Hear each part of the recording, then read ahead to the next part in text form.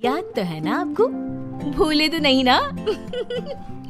हाँ भाई, थोड़ी देर में ही सही, लेकिन चाइनीज बहू की कहानी आ ही गई। क्या हो रहा है ये देश में? चाइना ने तो आतंक ही मचा रखा है। अरे क्या हो गया? क्यों चाइना को कोसता रहता है? भूल मत, तेरी ससुराल चाइना की ही है। हाँ माँ, पर ये देखना, लड़ाई झगड़े, ये बीमारी, ऊपर से ये देश कितना चालाक है, अंदर न जाने क्या क्या करता रहता है। तभी अंदर से बहू की चिल्लाने की आवाज आती है। अरे क्या हो गया बहू, क्यों चिल्ला रही है? माँ जी, ये देखिए, ये रूस ने यूक्रेन की हालत क्या कर दी है। ऊपर से चाइना में दोबारा लॉकडाउन लग गया है। माँ जी, अब क्या किया जाए? अरे तो तुम लोगों को क्या परेशानी हो रही है? मैं तो यही नहीं समझ पा रही हूँ। वो क्या है ना माँ, हम लोग चाइना जाने की सोच रहे थे, सांगसू के भाई की शादी है। तो क्या? अरे कौन सा उन लोगों के यहाँ भाई घोड़ी चढ़ता है जो बहन काजल लगाकर नेक लगी? माँ जी, उसकी आंखें बहुत छोटी छोटी है, उसमें या तो पुतली रह सकती है या काजल। साले की पुतली निकाल कर काजल लगा दो, अंधा कहीं का। क्या क्या बोले तुम मेरे भाई के बारे में? अरे नहीं नहीं बहू, वो तो बोल रहा था कि तुझे नेक मिल जाएगा। हैं, बहन है ना तू उसकी। नहीं नहीं माँ जी, मैं सब समझती, ये मेरे भाई का मजाक बनाते रहते। कितना सीधा है मेरा भाई, बिल्कुल छिपकली जैसा। नहीं नहीं बहू, सीधा गाय जैसा होता है। सही पकड़े हैं माँ जी। हाँ, तो मेरे भाई की शादी है, मैं चाइना जरूर जाऊंगी। तभी एक पड़ोसन आ जाती है। अरे नहीं नहीं बहू, तू कहीं ना जा, हम लोगों का मन कैसे लगेगा तेरे बिना। ले बहू, तेरे भाई के लिए ये शॉल रख ले, हमारी तरफ से गिफ्ट कर देना। अरे सब कितने अच्छे हैं। मेरी चाइनीज बहू को कितने प्यार से तुम लोगों ने एक्सेप्ट कर लिया। सच में बड़ी भाग्यशाली हूँ मैं। कैसी बात कर रही है? ये तो हम लोगों के देश की खूबसूरती है कि हर किसी को दिल से अपना लेते हैं, बस वो भी दिल से हमें अपना समझे। कैसी बात कर रही है आंटी जी? मेरे लिए आप सब सासू माँ जैसी ही हैं। मुझे भारत बहुत अच्छा लगता है, ये सबसे अच्छा देश है। मेरा भारत महान। वैसे भी लड़के की शादी जहाँ होती है वो तो वहीं की हो जाती है ना। जीती रे बहू, सही बोल रही है। औरत तो होती ही पानी की तरह है, जो जहाँ जैसे रखे वैसी ही शेप ले लेती है। आंटी जी, ये थोड़ा सा ज्यादा हो गया, समझ नहीं आया। नो प्रॉब्लम, मैं चाय बना कर लाती हूँ। फिर क्या, वो दिन भी आ जाता है जब बेटे बहू को चाइना जाना पड़ता है। वहाँ जाकर बहू का भाई कहता है, मेरे बहन आ गए, मेरे बहन आ गए।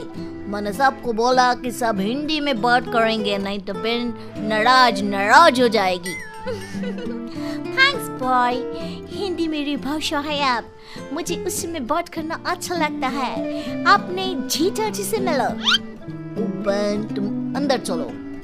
सभी बहू को अंदर लेकर चले जाते हैं, लेकिन सांगसू का पति, वो तो बेचारा चाइना के ससुराल के आंगन में अकेला खड़ा रहता है। काफी देर तक जब कोई उसे नहीं पूछता तो वो माँ को घर पर फोन करता है। हाँ बेटा, पहुँच गए ना कुशल मंगल? हाँ माँ, लेकिन सांगसू पता नहीं कहाँ है, वो तो अंदर गई है तब से बाहर आई ही नहीं। अरे कैसी बात कर रहा है? तो तू अंदर चला जा, तू बाहर क्यों है? अरे दामाद है तू वहाँ का, उन लोगों ने तुझे बिठाया, चाय पानी कुछ नहीं पूछा? नहीं ना माँ। तभी सामने से सांगसू आती है। क्यों आप अभी तक तैयार नहीं हुए? और ये बैग लेकर क्यों कमरे से बाहर आए? इसे वहीं रख देते। कमरा? कौन सा कमरा? अरे कैसी बात कर रही हो? जब से तुम अंदर गई हो मैं बाहर ही तो खड़ा हूँ। बहू को बहुत हैरानी होती है और गुस्सा भी आता है। तभी उसका भाई और माँ आ जाते हैं। अरे सांगसू, अंदर खाना लग गया है। पहले ये बताओ कि मेरे पति को किसी ने खाना या पानी क्यों नहीं पूछा? वो भारत से ससुराल पहली बार आया है, वो भी मेरे कहने पर। उनकी इज्जत क्यों नहीं की? देख बेटी, तूने जबरदस्ती जिद में शादी की थी तो हम लोगों ने कर दी, लेकिन अब तुम ये सोचो, पूरी चाइना में मैं इस इंडियन को अपना दामाद बताऊं? So sorry। हाँ संगसू, और तुम भी चुप रहना, नहीं तो वो लोग मेरी शादी तोड़ देंगे। ओह, ऐसी बात है। कोई बात नहीं, मैं बाहर होटल में रह लेता हूँ, तुम वही करो जो ये लोग चाहते हैं। कैसी बात कर रहे हो? शादी के बाद पति जैसा भी हो, जो भी हो, पति होता है। वैसे भी तुम्हारे पूरे परिवार ने, सब ने बिना सोचे मेरा साथ दिया, मुझे एक्सेप्ट किया और प्यार किया। मैं अपने देश में आपको अकेला कैसे छोड़ सकती हूँ? ये हिंदी फिल्म का ड्रामा बंद करो, मैं अभी अब बर्दाश्त नहीं करूँगी। चुपचाप अंदर चलो, नहीं तो ये शादी वादी यहीं खत्म करके इसे अकेले ही इंडिया जाना पड़ेगा। कैसी बात कर रही हो माँ? ये मेरे पति हैं। नहीं था, हम लोगों ने यहाँ वकील को बुला लिया है, जिसके बाद अब तेरा तलाक करा के हम यहाँ के चाइनीज लड़के से तेरी शादी करा देंगे। अरे कैसी बात कर रहे हो? हम तो यहाँ तुम्हारी शादी के लिए आए थे। नहीं नहीं, मैं सांगसू के बिना नहीं रह सकता हूँ। हाई वोल्टेज ड्रामा होने के बाद से ही सारा माहौल खराब हो जाता है कि तभी एक लड़की आती है। मैंने सारा इंतजाम कर दिया है, सांगसू की शादी का मंडप परसों लग जाएगा, तब तक इसके पति को कमरे में बंद कर देते हैं। सभी सांगसू के पति का हाथ बांधकर उसे कमरे में बंद कर देते हैं। ये क्या कानूनी है? आप लोग मेरे पति के साथ ऐसा नहीं कर सकते हैं। मैं किसी से शादी नहीं करूंगी, ये साफ बात है।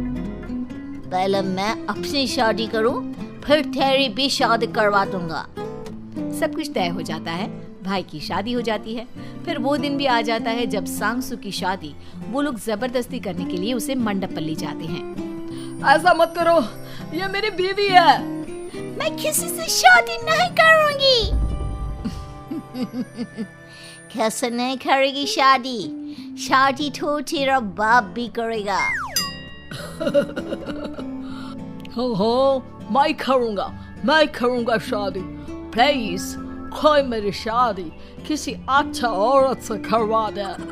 चुप, बिल्कुल चुप। फिर माँ सांगसू और उसके पति से कहती है, तुम लोगों का बच्चा मेरी कैद में है। अगर तुम लोगों ने कोई भी होशियारी की तो मैं इस बच्चे को मार दूंगी। दोनों माँ का रूप देखकर हैरान हो जाते हैं। बच्चे की खातिर दोनों शांत हो जाते हैं और शादी की रस्में शुरू हो जाती है कि तभी सांगसू की सास पुलिस के साथ आ जाती है। माँ, सरसू माँ आ गई, मेरी माँ आ गई। माँ प्लीज हम लोगों को बचाकर वापस ले चलो। पुलिस सभी को गिरफ्तार कर लेती है। बेटी के बच्चे को मारने की धमकी तो कोई चुड़ैल ही दे सकती है। अरे तो ये चुड़ैल ही तो है। ये सही बोल रहे हैं, ये औरत किसी चुड़ैल से कम नहीं है। तभी उन लोगों का बच्चा भी आकर सांगसू के गले लग जाता है। माँ, तू सही समय पर आ गई, लेकिन तुझे कैसे पता चला कि यहाँ ये सब हो रहा है? बेटा, ये चाइनीज लोग ना होते ही धोखेबाज हैं। इन लोगों पर मुझे भरोसा नहीं था, इसलिए मैंने तेरे फोन को हमेशा के लिए मेरे फोन से अटैच कर दिया था, जिससे तेरे आसपास होने वाली सारी बात मैं सुनती रहूं। उस दिन भी मेरी तेरी बात हो रही थी तो तेरा फोन ऑन था, मैं सब समझ गई थी। मुझे माफ कर दो। नहीं, बिल्कुल नहीं। चलिए माँ जी, इंडिया वापस चलते हैं। आज के बाद मैं यहाँ कभी नहीं आऊंगी।